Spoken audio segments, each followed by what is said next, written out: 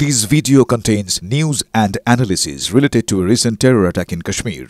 The content may include sensitive visuals and discussions that could be distressing to some viewers. Viewer discretion is advised. We strongly condemn all forms of violence and terrorism. The purpose of the content is solely to inform and create awareness based on verified reports. Top quality और consistent performance के लिए सिर्फ silver pump नाम याद रखना। আর টিভি9 বাংলা পৌঁছে গেছে এই মুহূর্তে বৈশরণ ভ্যালির পথে। টিভি9 বাংলা এই মুহূর্তে বাংলার প্রথম নিউজ চ্যানেল টিভি9 বাংলা প্রথম পৌঁছালো বৈশরণ ভ্যালিতে। পেহেলগাঁওয়ে যে জঙ্গি হামলা, সেই হামলার মাসুল দিতে হবে এবার পাকিস্তানকে। কূটনৈতিক সার্জিক্যাল স্ট্রাইকের পর আরো বড় পদক্ষেপের ইঙ্গিত দিল দিল্লি। আজ সর্বদল বৈঠকের ডাক। সিন্ধু জল চুক্তির রদ সহ 5 পদক্ষেপেই পাকিস্তান কাঁপতে শুরু করে দিয়েছে। হামলার আতঙ্কে ভুগছে ইসলামাবাদ। জাতীয় নিরাপত্তা কমিটির বৈঠক ডেকেছেন পাক প্রধানমন্ত্রী, প্রতিরক্ষা মন্ত্রী। পাকিস্তানকে ঘরে ঢুকে প্রত্যাঘাত কবে জানতে চায় দেশ। আমাদের সহকর্মী জ্যোতির্ময় কর্মকার একেবারে বৈশরণ ভ্যালিতে রয়েছে। সেখানে কোন পথে জঙ্গিরা এলো, কোন পথ দিয়ে জঙ্গিরা পৌঁছলো, টিভি9 বাংলা একেবারে বৈশরণ ভ্যালিতে রয়েছে। জ্যোতির্ময়, দেখো, আমি এই মুহূর্তে বৈশরণ ভ্যালি যাওয়ার পথের যে দুর্গম রাস্তা, সেই রাস্তাতে আমি রয়েছি। এই রাস্তা অর্থাৎ যেখানে আমি এই মুহূর্তে দাঁড়িয়ে রয়েছি, এই জায়গা দিয়েই মাত্র 48 ঘন্টাও বেশি সময় হয়নি যখন প্রায় 25টির কাছাকাছি মৃতদেহকে এই জায়গা দিয়ে নিয়ে আসতে হয়েছে। এইখান দিয়ে আহতদের নিয়ে যাওয়া হয়েছে। এই সেই রাস্তা যেখানে ঘোড়ার পিঠে, খচ্চরের পিঠে চাপিয়ে যেখান দিয়ে নিয়ে আসা হয়েছে। 48 ঘন্টা পেরিয়ে গিয়েছে। বারবার ধরে যে প্রশ্নটা উঠছে যে জঙ্গিরা কোথায়, কোন রাস্তা দিয়ে তারা এসেছিল, কেন তাদেরকে ট্র্যাক করা সম্ভব হয়নি, কোথায় গা ঢাকা দিয়ে আছে তারা।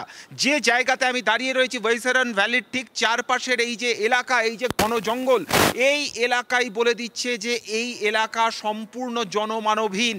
এই জায়গাকে বেছে নেওয়া হয়েছিল তার কারণ এই ঘন জঙ্গলের আড়ালের ভেতরে যদি কেউ গা ঢাকা দিয়ে থাকে, কোনোভাবেই তাদেরকে খুঁজে পাওয়া সম্ভব নয়।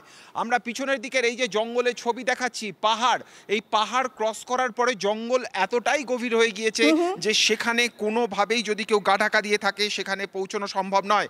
আরেকটি গুরুত্বপূর্ণ তথ্য এক্ষেত্রে দেওয়ার, পুলিশ কোনো রকম ডিজিটাল এভিডেন্স এখনো পর্যন্ত পায়নি। অর্থাৎ যে জঙ্গিরা মুভ করছিল তাদের কোনো রকম ডিজিটাল এভিডেন্স পাওয়া যায়নি, অর্থাৎ কোনো ফোন তারা দীর্ঘদিন ধরে ব্যবহার করছিল না।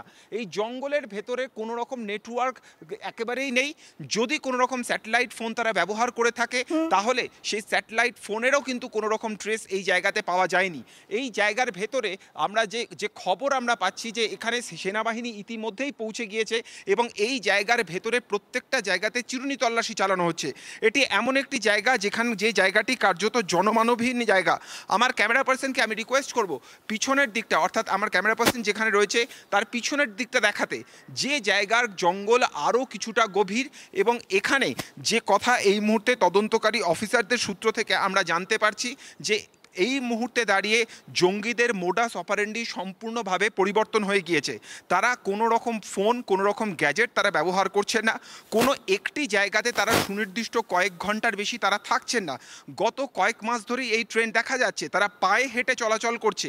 এর ফলে যেটা হচ্ছে যে যদি কোনো জায়গায় তাদের মুভমেন্ট সম্পর্কে কোনো খবর আসে, যখন সেনাবাহিনী সেই জায়গায় মুভ করছে সঙ্গে সঙ্গে তারা আরও কিছুটা এগিয়ে যাচ্ছে। অনন্তনাগ ডিস্ট্রিক্ট, এই জায়গার উপরে দীর্ঘদিন ধরে সেনাবাহিনী নজর ছিল, কারণ যেহেতু এখান দিয়েই কয়েকদিনের মধ্যে এখান দিয়েই অমরনাথ যাত্রা শুরু হবে। কিন্তু এই অনন্তনাগে কোনো রকম টেরোরিস্ট অ্যাক্টিভিটির বিন্দু মাত্র কোনো চিহ্ন ছিল না। যারা এখানে একটা সময় টেরোরিস্ট অ্যাক্টিভিটির সঙ্গে যারা যুক্ত ছিল তাদের দিকে নজর রাখা হয়েছিল, কিন্তু তারা সম্পূর্ণভাবে ইনঅ্যাক্টিভ ছিল।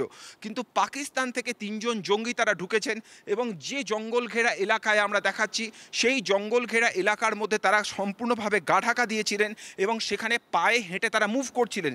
এবং এখন এই মুহূর্তে আমরা যখন কথা বলছি, এই জঙ্গলের কোনো একদিকে রয়েছে পীরপাঞ্জাল, কোনো একদিকে রয়েছে কিশতওয়ার, এবং এই যে বিভিন্ন জায়গাগুলি, এই জায়গাগুলিতেই তাদের এই মুহূর্তে গা ঢাকা দিয়ে থাকার সম্ভাবনা রয়েছে। এবং সেনাবাহিনী এবং গোয়েন্দা সূত্র থেকে যে তথ্য এসছে যে এখনও তারা বিভিন্ন জায়গাতে মুভ করে যাচ্ছেন, কোনো একটি ঘন্টাতেও তারা দাঁড়াচ্ছেন না। ফলত ক্রমশ সিকিউরিটি এজেন্সির কাছে এটা চ্যালেঞ্জের হয়ে দাঁড়াচ্ছে যে পার্টিকুলার কোন দিকে অপারেশন চলবে। এবং সেই কারণের জন্য সেনাবাহিনী ছোট ছোট গ্রুপ তারা ভাগ করে নিয়ে বিভিন্ন পাহাড়ি এবং বিশেষত জঙ্গল ঘেরা এলাকাগুলোতে তারা তল্লাশি চালাচ্ছে। বেশ জ্যোতির্ময়, তুমি একরকম একটা বোঝালে যে এই যে ঘন জঙ্গল এবং পাহাড় তার মধ্যে থেকে ওরা বারবার মুভ করছে। জ্যোতির্ময়, তুমি সঙ্গে থাকো। পাশাপাশি দেখুন, ভারতের এই যে প্রত্যাঘাতের প্রহর, সেই প্রহর গুনছে পাকিস্তান, কারণ দিল্লির অ্যাকশনে ইসলামাবাদ অলরেডি কাঁপা শুরু করে দিয়েছে। কারণ কেন্দ্রীয় প্রতিরক্ষা কমিটির বৈঠক ডেকেছে এবার পাক প্রধানমন্ত্রী। সীমান্তে বাড়তি সেনা মোতায়েন করেছে পাকিস্তান। কমান্ডারদের সঙ্গে বৈঠকে পাক সেনা প্রধান আসিফ মুনির। সীমান্তে দেওয়া হয়েছে দুদিনের ফায়ারিং অ্যালার্ট। হাই অ্যালার্টে রাখা হয়েছে পাক বায়ুসেনাকেও। আরব সাগরে পাক নৌবাহিনীর মহড়ার মেয়াদ বৃদ্ধি করা হয়েছে। তাহলে বুঝতেই পারছেন যে ভারতের যে প্রত্যাঘাতের প্রহর গুনছে পাকিস্তান, কারণ দিল্লির অ্যাকশনে ইসলামাবাদ কাঁপছে। আমাদের সহকর্মী জ্যোতির্ময় রয়েছেন আমাদের সঙ্গে। জ্যোতির্ময়, এই যে পাকিস্তানের নিজস্ব দিক থেকে যে তারা এত ব্যারিয়ার তৈরি করছে, এত সুরক্ষা তৈরি করছে, তাহলে নিশ্চয়ই তাদের মনে ভয় ঢুকেছে। একদমই, দেখো যে খবর আমরা পাচ্ছি আজকে দিনভর যেমন নয়াদিল্লিতে গুরুত্বপূর্ণ বৈঠক রয়েছে, সর্বদলীয় বৈঠক রয়েছে, সেদিকে আমাদের নজর থাকবে। তার পাশাপাশি ভারতের কূটনৈতিক মহল তারা ইসলামাবাদের দিকে নজর রাখছে। কারণ যে ষড়যন্ত্রী কুচক্রী একটি দেশ, বরাবর তারা ভারতে বিশেষত কাশ্মীরে বিভিন্ন ধরনের সমস্যা, কাশ্মীরের মানুষের উপরে বিভিন্ন ধরনের হামলা, সন্ত্রাসবাদী কার্যকলাপে প্রতিনিয়ত মদত দেওয়ায় তাদের মস্তিষ্ক কাজ করে। এবং গতকাল যখন ভারতের তরফ থেকে এই কঠোর সিদ্ধান্ত নেওয়া হয়েছে, তারপরেই পাকিস্তানের প্রধানমন্ত্রী তিনি একটি জরুরি বৈঠক ডেকেছেন।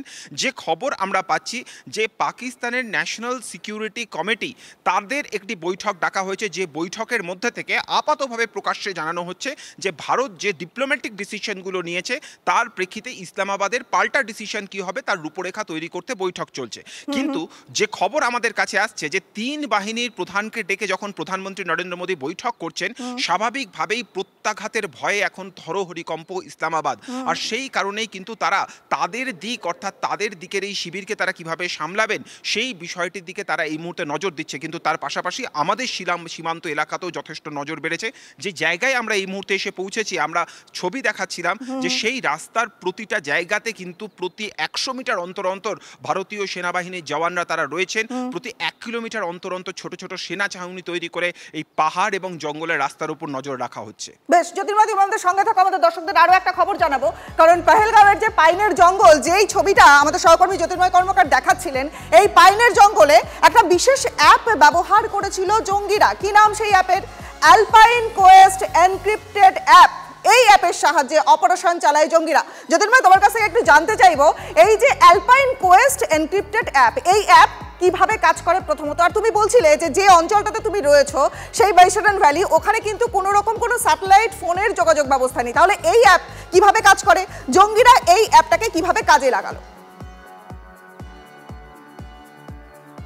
দেখো, এই সবগুলোই সম্ভাবনার জায়গা।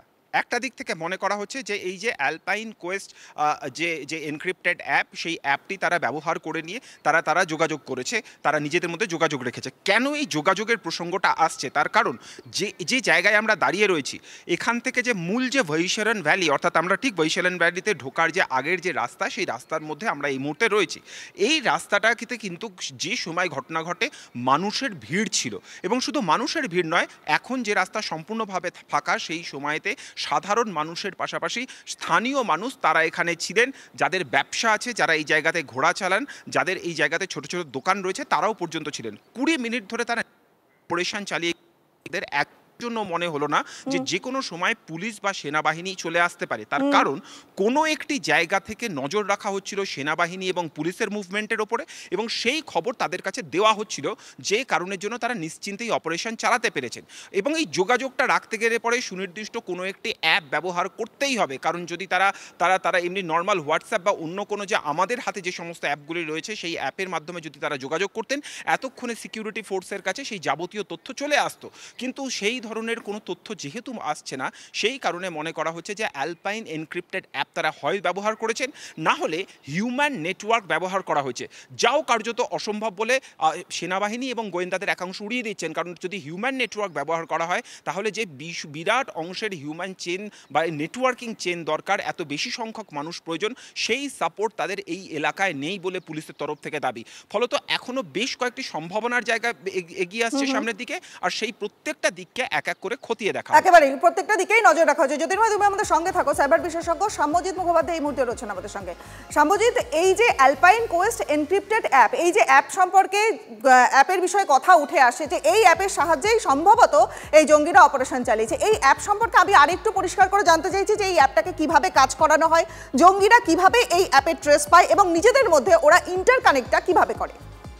হ্যাঁ, বিষয়টা হচ্ছে এটা আজকে এই অ্যাপের নামটা হয়তো পপুলারিটি হচ্ছে, এরকম বিভিন্ন ধরনের অ্যাপ রয়েছে। এটা কি করে, ফ্রিকোয়েন্সির মাধ্যমে নিজের একটা নিজস্ব নেটওয়ার্কিং ক্রিয়েট করে এবং এই ধরনের ডেভেলপ করে অথবা কিছু চেস করে বিদেশ থেকে, যেখানে আর কি পুরোটা সিকিউর নেটওয়ার্ক থাকে, যেখানে তাদের মধ্যে যে বিভিন্ন অ্যাপ্লিকেশনে নাম্বার থাকে এবং সেখানে জিপিএস সার্ভিস থাকে এবং এর মাধ্যমে কি করছে যে যেগুলো ট্র্যাকিং হচ্ছে অ্যান্ড অল, যাদের নিজেদের ইনক্লুড করা থাকে যে একটা ইউনিক, কখনো আমরা দেখেছি বিভিন্ন অ্যাপ্লিকেশন এই ধরনের 5 ডিজিটের নাম্বার হয়, কখনো 4 ডিজিটের নাম্বার হয়, যেগুলো পুরোটাই ইনক্রিপ্টেড থাকে, বাইরে থেকে এগুলোর মধ্যে ইনবিল্ড করা যায় না, সেগুলোকে ট্র্যাক করা যায় না। এদের যে নিজস্ব নেটওয়ার্ক থাকে তারা এই নিজস্ব যারা এই দলটাকে তারাই একমাত্র চেক করতে পারে।